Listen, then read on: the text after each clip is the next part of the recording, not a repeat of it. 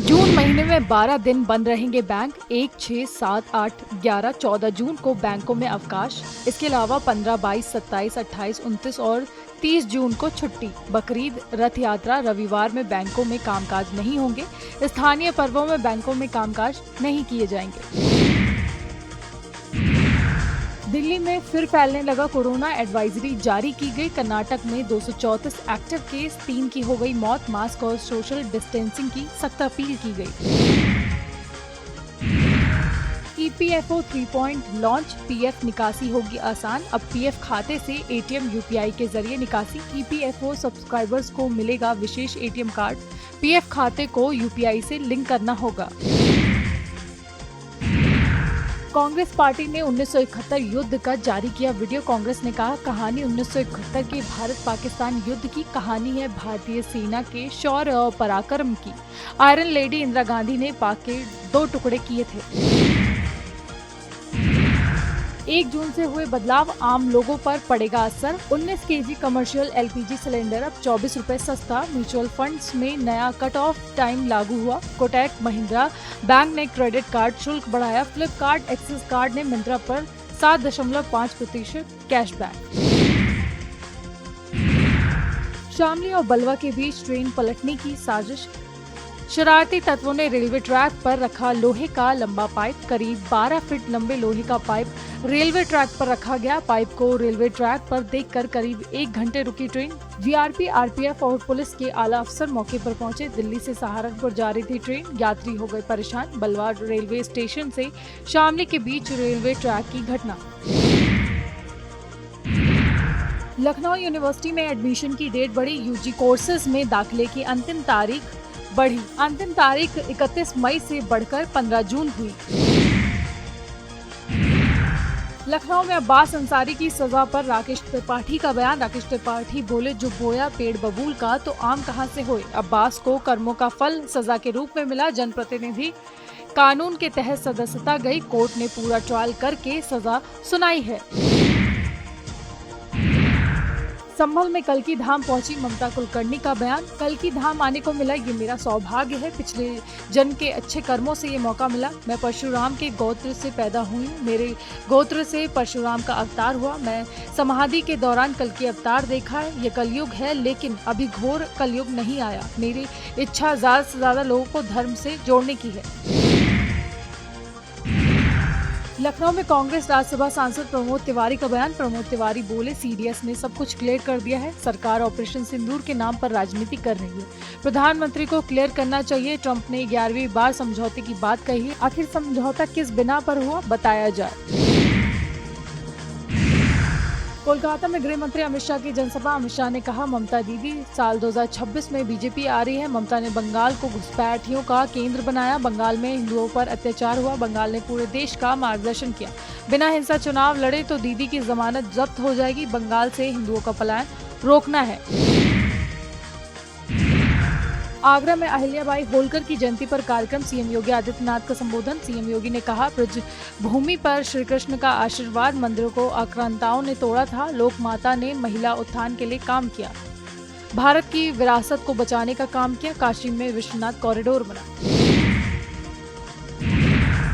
अब्बास अंसारी की मऊ सदर सीट रिक्त घोषित। विधानसभा सचिवालय ने जारी किया आदेश। मऊ सदर विधानसभा पर उपचुनाव की तैयारी शुरू। मऊ से विधायक अब्बास अंसारी की सदस्यता रद्द। कोर्ट के आदेश के बाद विधानसभा सचिवालय की कार्रवाई। प्रमुख सचिव विधानसभा ने आदेश जारी किया। निर्वाचन आयोग को उपचुनाव का प्रस्ताव भेजा गया। मुख्तार के बेटे अब्बास अंसारी की विधायकी हुई है खत्म। लखनऊ में आजाद समाज पार्टी काशीराम का प्रबुद्ध महासम्मेलन। प्रबुद्ध महासम्मेलन में पहुंचे सांसद चंद्रशेखर आजाद। कार्यकर्ताओं को संगठन का विस्तार करने के दिए निर्देश। चंद्रशेखर आजाद ने कहा, पंचायत चुनाव में पार्टी ताकत का एहसास कराएगी। दलित समाज से आगे बढ़ने की हिमायत की है। विधायक तेज प्रताप यादव ने एक्स पर किया पोस्ट। तेज प्रताप ने लिखा, मेरे प्यारे मम्मी पापा में मेरी दुनिया समाई है। आप और आपका आदेश भगवान से बढ़कर है। आपके प्यार और विश्वास के सिवा कुछ नहीं चाहिए। पापा आप नहीं होते तो ये पार्टी नहीं होती, न मेरे साथ राजनीति करने वाले कुछ लालची लोग।